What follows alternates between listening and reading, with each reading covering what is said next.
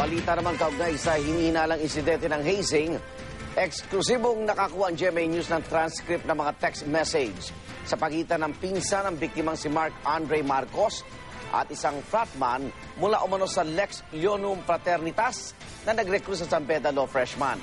Panoorin po natin ang saksi exclusive ni Jam Sisante.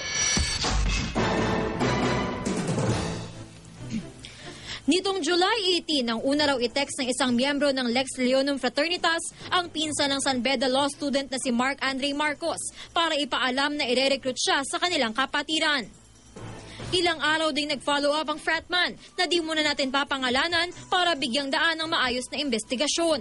Nitong Sabado, July 28, nang ipaalam ng nasabing fratman sa text na sa kanilang frat umanib si Andre at sa susunod na araw na umano ang kanyang initiation. Ang pinuno raw mismo ng Lex Leonum Fraternitas ang kumumbinsi kay Andre. Nitong araw ng linggo, alinsunod sa bilin ng pinsan, siniguro ng fratman na aalagaan niya si Andre sa initiation. Sabay pakiusap na huwag itong ipaalam sa tiyahin ni Andre dahil hindi raw ito nagpaalam sa gagawing pagsali sa frat. Kinagabihan, tinanong muli ng pinsan ng fratman kung tapos na ba ang initiation dahil hinahanap na raw si Andre sa bahay. Pero sa sagot ng fratman sa pinsan ni Andre nitong madaling araw ng Lunes, ang tangi lang nitong nabanggit ay nagpapahinga na raw si Andre. Walang nabanggit kaugnay ng kanyang pagkaka-ospital. Lingid sa kaalaman ng kanyang pamilya, gabi pa ng linggo isinugod sa De La Salle University Medical Center si Andre. Gabi ng Lunes, kapatawaran na ang laman ng text ng fratman sa pinsan ni Andre. Dito na inosisa ang fratman sa kung anong nangyari kay Andre. Pero ang tangi lang niyang sinabi, pinagdaanan din daw nila ang ginawa kay Andre. Isinumite na ng pamilya ni Andre ang transcript ng palitan ng mga text message sa pulisya. Gusto ng pamilya na managot ang mga miyembro ng frat, pero sa ngayon ay walang nagboboluntaryong testigo. Kaya naman tumungo sila sa Senado para humingi ng tulong.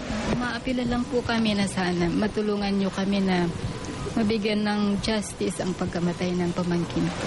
The Senate President has directed your Senate Committee on Public Order to conduct a hearing in aid of legislation to look at the possibility of amending the laws, appropriate laws, to address this problem once and for all, including police protection, if warranted, for the family and the witnesses who will be coming forward.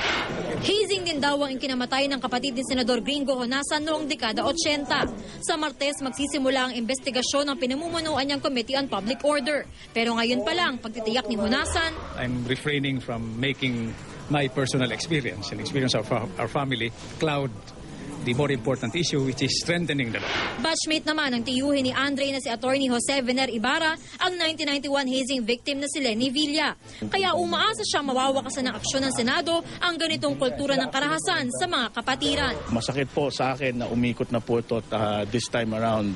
Hindi lang batchmate ang nawala, kundi sarili ko pong kamag-anak ang naging biktima nito. Kaya nga po, sa amin po, yung paglalaban po namin, hindi lang po para sa amin, para na rin po sa mga ibang biktima ng karahasan na ganito. Ako si Jam Sisante, ang inyong saksi.